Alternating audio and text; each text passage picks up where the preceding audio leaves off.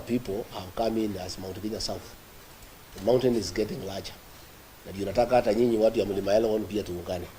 You know, tukue watu moja so that we can make progress. You know? So those are people who are wishing that the mountain is divided so that they can manipulate us politically.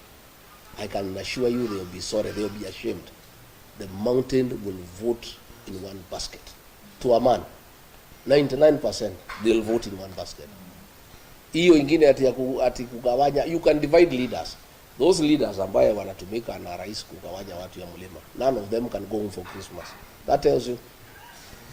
Viongozi wako, they are divided, some are in Mombasa, some are in Eldoret, others in Nairobi. None of them can go to the mountain because the mountain itself is solid. And it has said those are traitors to the community. They cannot go home because they are being used by the president to divide the community. And the community has refused.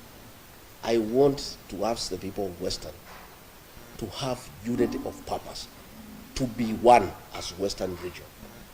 The 4 counties, plus your diaspora in Nairobi and Mombasa, talk as one, put together 5 million votes, and agree to come out on the voting day. And I can assure you, if you do that, you will be in government for eternity. You will never be out of government.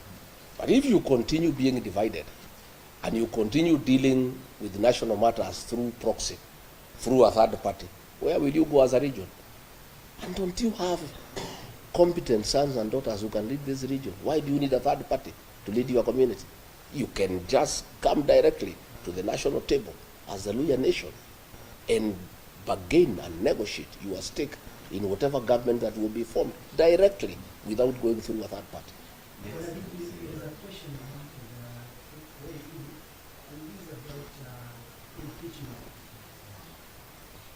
Considering the laws that the impeachment are and you are the leader of the mountain, there is likely that you might not be eligible for political public office for another 10 years. Are you considering appointing any other person pushing the agenda, or the agenda on the table, or you are going to challenge that in court? I think let's cross the bridge when we reach there. The matter is in court and is ongoing. And irrespective of the outcome, I'm a leader in this country. And I have my own following, which has not been affected by the impeachment. The people of Kenya never impeached me. It's just a few MPs who are given money, senators. That is it. But I still have a large following. I have people who depend on me for political leadership. And there are many Kenyans who can lead. I don't have to be in office. Okay? There are many Kenyans, and I'm not a selfish person. I am somebody who is open-minded. What we want is the best for this country. And we have many leaders, including the ones from Western Kenya, who can lead this country. You know, and we cannot, I don't want to say what will happen in court. We have a court case, and we think the court will give us justice that is favorable to us. But it doesn't matter whatever it is that we are talking to the people, and the people are listening to us. And they are not listening to me because I am in office. I'm not in office. They are listening to me because I have something to offer, you know. And if I was as useless as the ones we pitched us wanted us to be, they will not be following me all over and disrupting my meetings. If you look at newspapers and the social media, all the government people, they just talk about me every day, much more than they were even talking when I was in office, which means I have something to offer, and I have some significant contribution to make to the politics of this country. So we'll continue engaging. Yeah.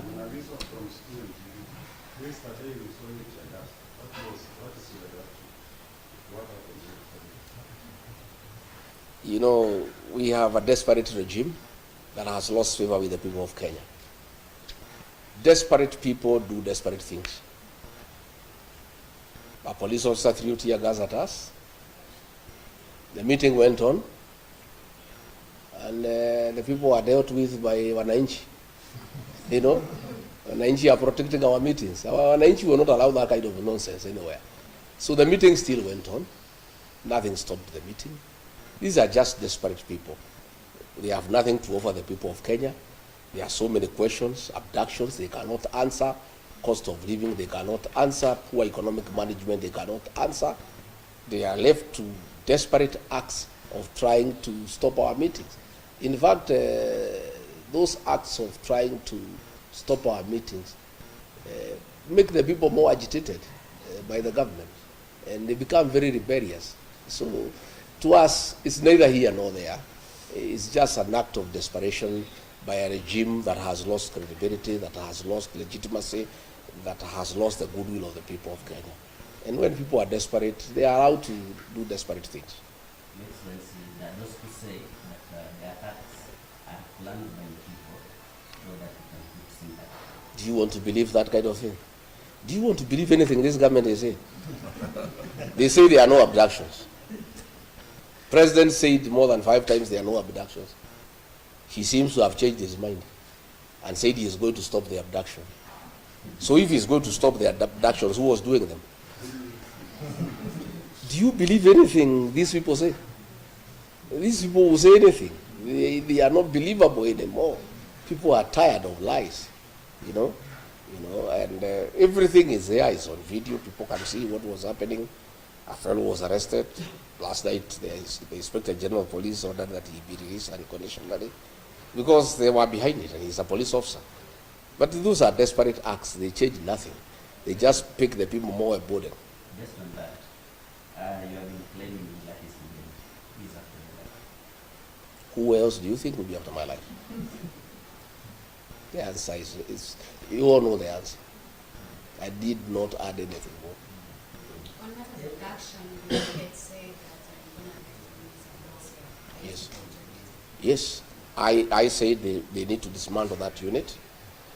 I didn't want to name the building because there are people there doing businesses, and you'll be putting that building and the people in that building into danger. I'm giving the government time to dismantle that unit on the 21st floor of that particular building. I said the officer is called Abel. He is a cousin to somebody very senior in this administration. The cousin now knows that we know him. So I have a feeling, I'm not sure, that the decision by the president to admit that the abductions and he'll stop them are quite informed by what I said, because we are getting nearer to the truth. So, but since the president spoke now, it's almost 64 hours. The people have not been released. We would like these young people to spend the new year with their families. So, Mr. President, you said utakomesha, lakini hawa watoto bado hufika nyumbani. Order their release from wherever they are. Waende nyumbani, wakae na wazazi wao, washerekee mwaka mpya. The parents are in anguish, they are in agony. Kusema utakomesha is not enough. You need to actually do it by having those young people released. And as I said, it doesn't matter how many people you abduct, it doesn't matter how many meetings you disrupt, unless the president deal with the issues that have made the people of Kenya very angry, he's wasting his time. Even if you abduct the whole country, as long as those issues are outstanding, and they have everything to do with poor economic management, theft of public funds, corruption, state capture, and lack of respect for the people of Kenya. Hii kutukana watu wa Kenya, kusema wako na mapepo, calling them stupid, those are the issues that you have to deal with. Even if you abduct young people, it will not solve any problem. It will not. Maybe your excellency, my name is Maina Njenga, maybe I have a question. You talked about abduction, and you see not only many people who are lost confidence in this regime, but you have info. And you try to put it here now that no one believes this guy. Today the president said, tell the parents, I'm going to stop abductions, but take responsibility for your children. So the president is speaking from both sides of the mouth. he needs to just address abductions. That is what is the work of government. How people bring up their children, I think the president leave parents to take care of their children the way they know. We don't want too much government into people's lives. The president even wants to tell parents how to bring up their children. I mean, surely, it's lack of respect for the people of Kenya. Nikosea watu heshima. Unataka kuniambia vile mimi nitalea mtoto yangu? Rais tumekuchagua utengeneze uchumi, sio kutuambia vile tutalea watoto. These children have no problem. They are just pointing out the ills in society. And let me ask the young people, let me take this opportunity when I'm here in Kakamega County to tell our children, the Gen Zs, the millennials, what you are doing is very good on social media. But it's not enough. These young people, because they have shown patriotism and commitment to liberate our country through the power of the online space, I want to plead with them to go a step further, to take IDs and register as voters. This young generation will sort out the political problems of this country once and for all in 2027. I want to appeal to them wherever they are, that they are doing a good job. But to complete what they are doing and to make it meaningful, we need regime change. And that will come through the ballot. Much as they are doing a very good job on social media, on the X space, much as they are doing very good on TikTok, that is only a certain percentage. But the real job to liberate this country and bring good governance will take place in August 2027. And the young people, who are the majority, have a huge responsibility to sort out this country for us and for themselves, because they are the future of this country. They must register as voters, they must take IDs, and they must leave their homes by 3 a.m. on election day and queue and sort out this country once and for all. That is my New Year message to our young people. That is my plea to them, that we are very happy with what they are doing. They are very courageous, they are very patriotic, but that is not enough. They must go a step further. They must register as voters, and they must come out and join the rest of Kenyans to put a good government into office in 2027.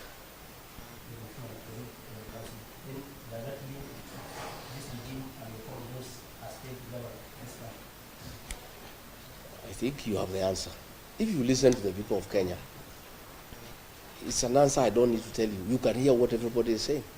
Everybody is disappointed that all the promises that were given have turned out to be lies. And bad as it is to lie with those promises, we continue lying to the people more and more.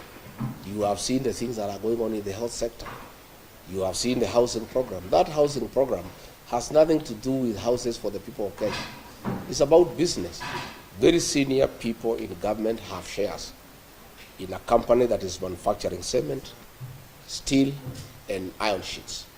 And that is why the government wants this housing program to go on. That is why there is a housing levy to get enough money so that the people in the housing department, they force the contractor to sign a subcontract for the supply of cement, steel, and iron sheets with a company where very senior people in this government have shares. That is why if you look at clinker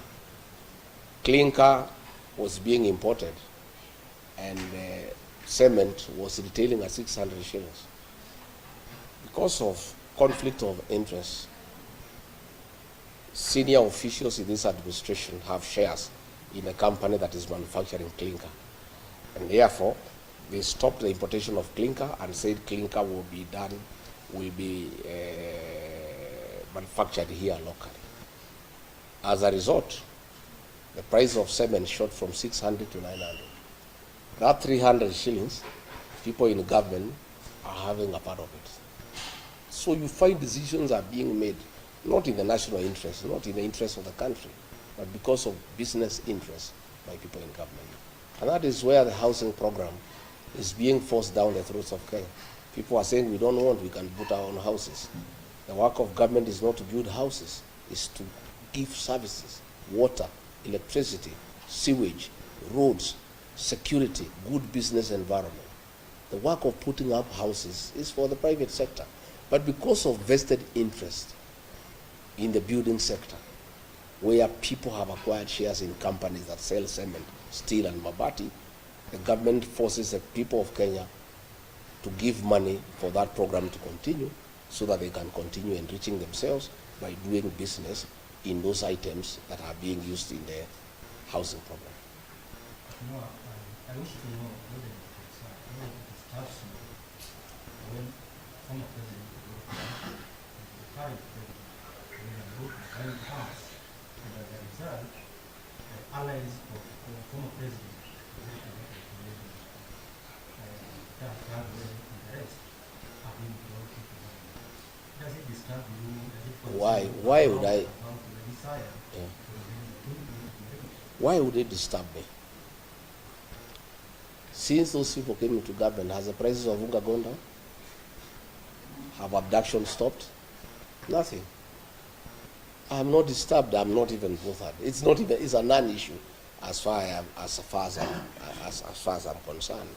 And change of ministers in this government is musical chairs. And I said when I had an interview with NTV, it's pointless. The president makes all the decisions himself. So even if you keep on changing ministers, you bring so and so, you go. It's a game of musical chairs. It has no impact into the overall management of the affairs of this country because all the decisions are made by the president. So it doesn't. It matters less who is minister and who is not.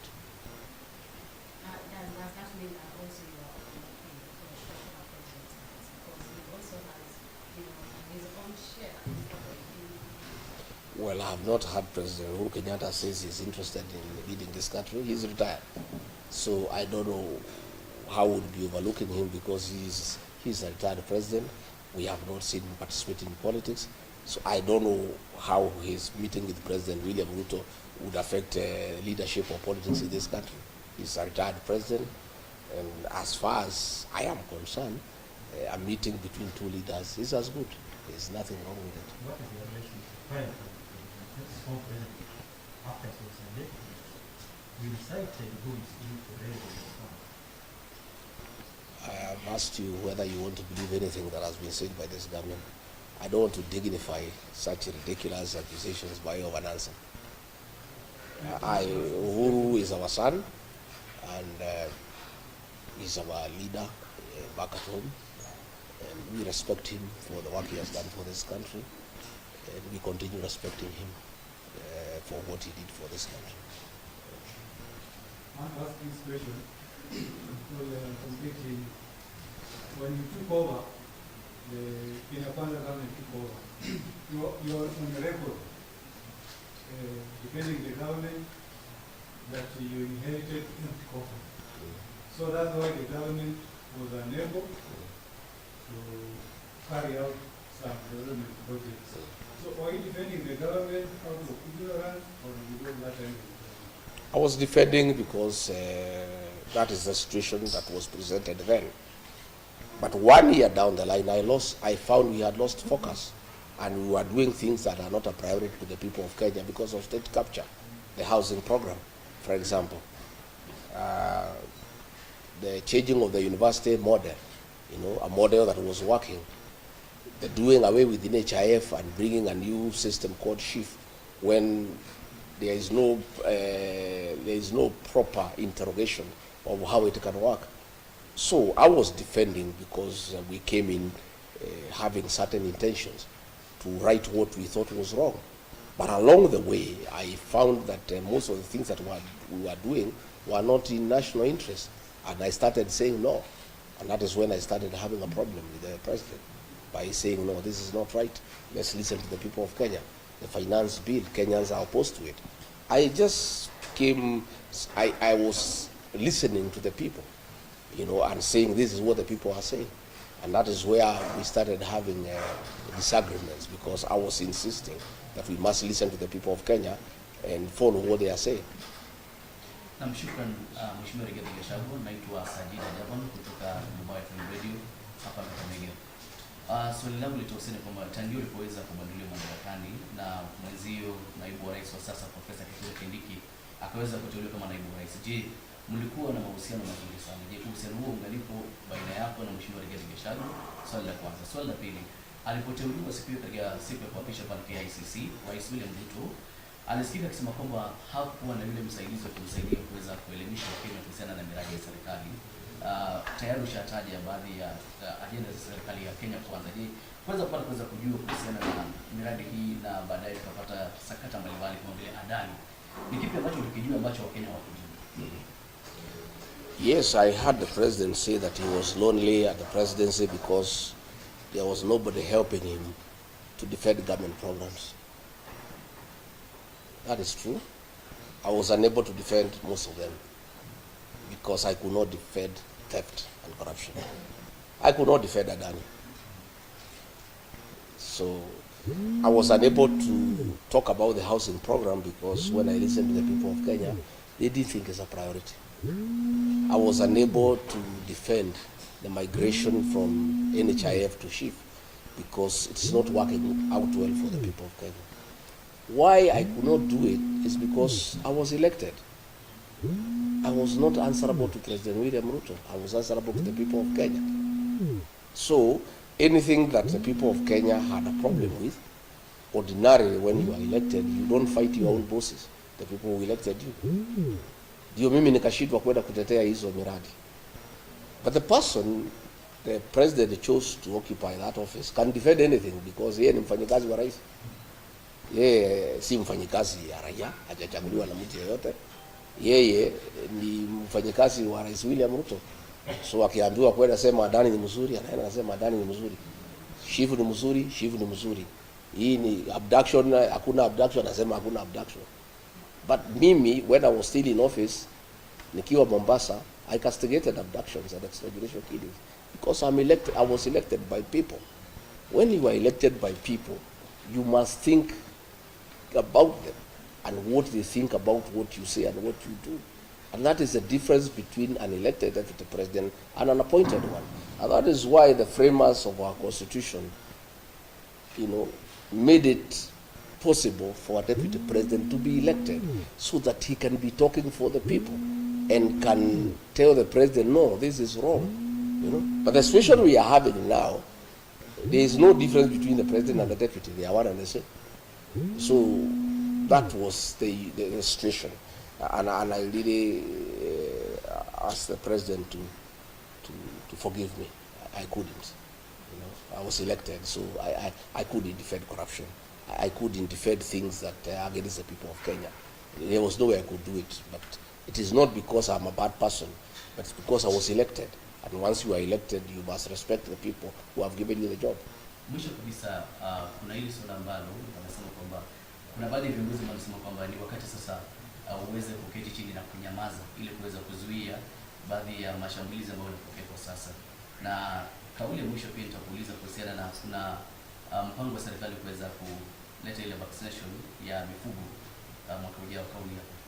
Wale wanasema ni nyamaza si wafuasi wangu, ni watu ya serikali. Watu ya serikali wanitakie vema. So ukisikia wakikwambia unyamaze, ujue unafanya ile kitu nzuri, unaendelea. Because if they meant well for me, they would not have removed me from office. Why are they bothered? If I keep quiet, I am better off. Then why should they wish me well? Yeah, I cannot keep quiet because there are many issues to talk about.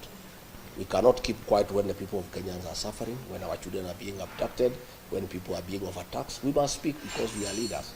And I was not just speaking because I was in office, because I'm a leader in this country. I was elected by the people. I must speak for them. Mambo ya vaccination tunauliza serikali ni sawa, lakini huwezi lazimisha chanjo kwa nguvu. Chukua muda uende ueleze wafugaji faida ya hiyo chanjo, na wakikubali chanjo itaendelea. Wakikataa, ukubali wamekataa kwa sababu ng'ombe ni yake, na huwezi lazimisha mtu kuhusu mambo ya ng'ombe yake. Ng'ombe ni yake, yeye ndiye mwenye kununua, yeye ndiye mwenye kulisha. The cow is this. You cannot do things by force. If you find people are saying no, don't insist. Listen to them. If they say they want the vaccination, go ahead. If they say they don't want, stop it. Kenya is a democracy, and that is why we have a constitution, and it allows people freedom of choice to decide what you want. And you cannot interfere with people's private lives. The cow is mine. I bought it. I'm the one who feeds it. I do what I want with my cow. The government cannot force me to vaccinate my cow if I am not interested, or if you are not convinced me that is the right thing to do. Ile kitu iko inasumbua Kenya hii ni kiburi, ni kulazimisha watu, nataka kulazimisha watu kila kitu kwa nguvu. Hiyo ni mambo ambayo haiwezekani, imepitwa na wakati. Ndoa yako na Rais William Ruto kwa nini wengi sana tulikuwa tukiendelea mchana, na baadaye kidogo wengi walikuwa wanasema kwamba kile kitu ambacho kilifanya ukaondolewa mkakati ni Gen-Z, maandamano ya Gen-Z. Wengi wanasema kwamba you have been behind it, you have been funding Gen-Z protests as it should. Sifikiri hiyo ni sababu ya ukweli. It's not true. I defended Gen-Z when the president called them criminals, because I don't think they are criminals. I think they are our sons and daughters, and I think they are legitimate concerns.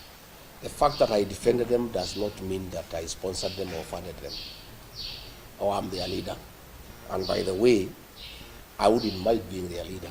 Politically, if the Gen-Z are behind you, you are very strong politically. It's the wish of any leader in this country for Gen-Zs to be behind you. So it's a good wish for me. If the Gen-Z can agree to be behind me, I'll be a very happy person. They did not remove me because of that. They refused me because I refuse to support corruption. I refuse to support economic management of this country. I refuse the president to divide my region, the Mount Kenya region, for political expediency. I said he cannot divide them. Those are the issues. And I refuse to be a yes man, say yes to everything. Those are the issues. Anything to do with the Gen-Z or the shareholding or his tribal, that is just talk. But the real thing is that I would not be party to some of the things that the government was doing. The last question, please. We've seen the procedure for presidential leadership. Is there anything in the offing? Are you going to form another presidential coalition? I think if you listen to me speak, I said, we are all working towards liberating this country, but every leader has a responsibility to put his people together.